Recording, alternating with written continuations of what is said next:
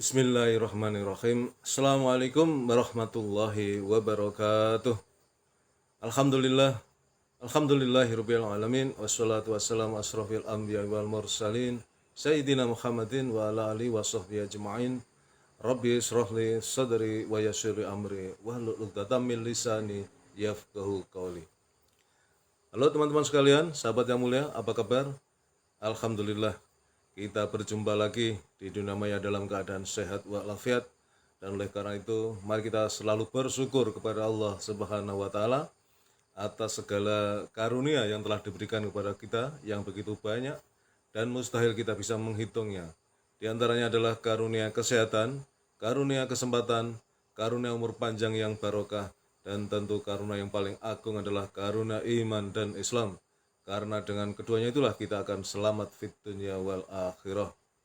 Salawat serta salam semoga senantiasa terlimpahkan kepada uswatun hasanah kita, baginda Rasulullah Muhammad sallallahu alaihi wasallam beserta keluarganya, para sahabatnya, dan semua pengikutnya, termasuk kita yang mengharapkan syafaat beliau kelak di yaumil qiyamah. Teman-teman sekalian, sahabat yang mulia, alhamdulillah kita telah selesai melaksanakan sholat subuh secara berjamaah di masjid tepat waktu. Dan begitu indah dan nikmatnya kita bisa melaksanakan sholat subuh secara berjamaah di masjid tepat waktu. Karena 2 rakaat sholat sunnah fajar sebelum subuh lebih mulia daripada dunia dan seisinya, terlebih lagi dengan sholat subuhnya itu sendiri. Maka mari kita terus berdoa, semoga Allah meneguhkan hati kita, mengistiqomahkan niat kita untuk taat kepadanya, wabil khusus dalam melaksanakan sholat fardu secara berjamaah di masjid tepat waktu. Dengan demikian, semoga Allah ridho dan sayang kepada kita, sehingga kelak di akhirat kita dimasukkan ke jannahnya. Amin ya robbal alamin. Teman-teman sekalian, pada kesempatan pagi ini saya akan menyampaikan topik tentang niat. Betapa pentingnya niat dan setiap amal itu tergantung niatnya. Dan tentu teman-teman sekalian sering mendengar hadis Rasulullah yang terkait dengan niat ini yang sangat populer, hadis yang diriwayatkan oleh Imam Bukhari dan Imam Muslim, ya, Imam Bukhari nomor 1 dan Imam Muslim nomor 1907.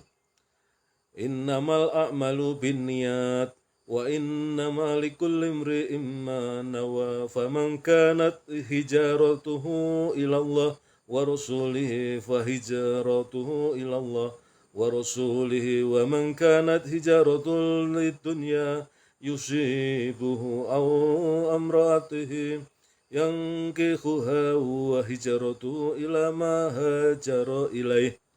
Sesungguhnya setiap amalan tergantung pada niatnya. Ya, pada penggalan inilah yang sering kita dengar, innamal a'malu binniyat. Setiap orang akan mendapatkan apa yang dia niatkan. Siapa yang hijrah karena Allah dan Rasulnya, maka hijrahnya untuk Allah dan Rasulnya.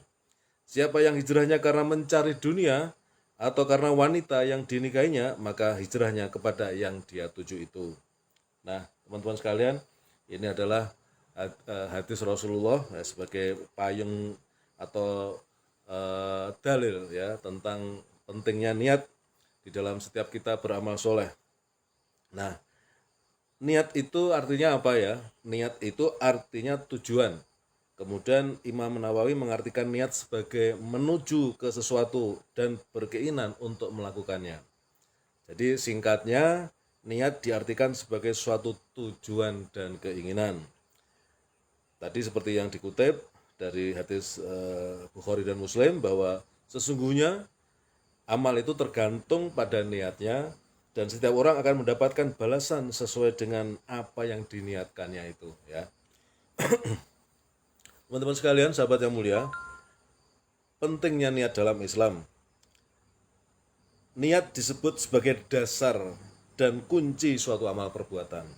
Bahkan niat disebut sebagai ruh, penuntun dan pengendali suatu amalan. Dalam hadis lainnya Nabi SAW menyebut bahwa Allah melihat hambanya dari niat dan amalan yang mereka kerjakan. Sesungguhnya Allah tidak melihat rupa kalian ataupun harta benda kalian. Dia hanya melihat hati kalian dan amal kalian. Hadis riwayat Muslim. Maksud dari melihat hati itu bermakna pada niat. Jadi niat menjadi faktor yang mendorong dan memotivasi perbuatan seorang muslim. Kemudian seorang muslim juga harus meyakini bahwa niat adalah rukun sekaligus syarat bagi segala amal. Karenanya niat dipandang bukan sekedar ucapan, melainkan kesemangatan hati untuk beramal sesuai dengan tujuan, mendapat manfaat yang benar. Amal tanpa niat yang benar menyebabkan pelakunya bisa berbuat riak, mengada-ada, dan bahkan dibenci oleh Allah Subhanahu wa taala. Dengan demikian dapat disimpulkan bahwa niat menjadi ruh sekaligus kaki bagi amal. Sahnya amal bermula dari sahnya niat. Begitu pula dengan rusaknya amal bermula dari rusaknya niat. Berikutnya teman-teman sekalian, sahabat yang mulia, fungsi utama dari niat. Fungsi niat terdiri atas dua hal, teman-teman. Yang pertama ialah membedakan ibadah satu dengan ibadah lainnya.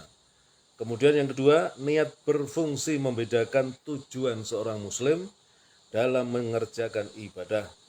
Entah itu mengharap ridha Allah atau karena selain itu, seperti misalnya mengharap pujian, mengharap materi, atau jabatan. Lalu berikutnya, kapan waktu berniat itu? Nah, teman-teman sekalian, niat dilakukan pada awal ibadah. Sebagai contoh, ketika takbiratul ihram dalam sholat, atau ihram saat naik haji atau umroh. Adapun niat untuk berpuasa bisa dilakukan sebelum fajar. Letak niat sendiri ialah di dalam hati, sehingga tidak harus diucapkan. Namun, alangkah baiknya dan afdalnya jika niat di dalam hati dibantu dengan ucapan lisan agar lebih meresap.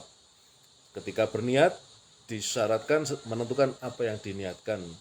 Seseorang tidak cukup hanya berniat sholat tanpa menentukan sholat yang dimaksudnya. Seperti sholat duhur, asar, maghrib, dan lain sebagainya. Oleh karena itu, saya termasuk yang ketika akan melaksanakan sholat, saya berniat tidak hanya dalam hati, tetapi juga saya ucapkan secara lisan. Ya, usolli fardhu, usolli sunatan. Ya, jadi tergantung sholat apa itu, sholat sunnah atau sholat fardu. Ya, kalau sholat sunnah, usolli sunatan duha, usolli sunatan hajat, usolli sunatan tahajud, dan seterusnya. Kalau fardu, usolli fardu duhur, subhi, ya. Rakaat ini mustaqbil qiblati ada lillahi ta'ala kalau sendiri, makmum lillahi ta'ala kalau menjadi makmum, dan imam lillahi ta'ala menjadi imam karena Allah. Ya, jadi lebih mantap ya. Kalau hanya sekedar dalam hati kurang mantap gitu. Nah, tapi ini masalah yang mungkin termasuk kategori furu ya, dalam arti cabang. Ya, ada yang niat itu ya ketika kita ke masjid aja sudah berniat sholat. Jadi kalau sudah menghadap kiblat, takbiratul ihram, kita sudah berniat. Ada yang seperti itu. Tapi kalau saya selalu saya ikuti dengan lesan supaya lebih mantap ya. Nah, kembali lagi ke persoalan niat secara umum ya. Secara umum niat itu penting ya. Sebagai contoh misalnya ya, saya sekarang hampir tiap hari, tiap pagi pada subuh ya menyampaikan tausiah subuh ya melalui siaran langsung Facebook ini. Ya, niat saya pertama tentu karena ingin mendapatkan ridha Allah. Dalam arti bahwa di sisa umur saya ini saya memanfaatkan waktu ya yang bermanfaat ya, baik bagi diri sendiri dan mudah-mudahan juga bagi orang lain. Yang kedua tentu ya niatnya adalah dakwah.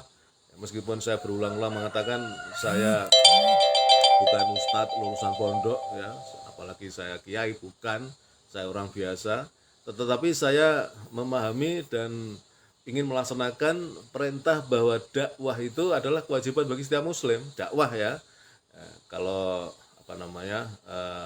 melakukan atau mengajarkan sesuatu itu harus punya kapasitas keilmuan ya. Tapi kalau dakwah walaupun satu ayat kewajiban bagi seorang muslim.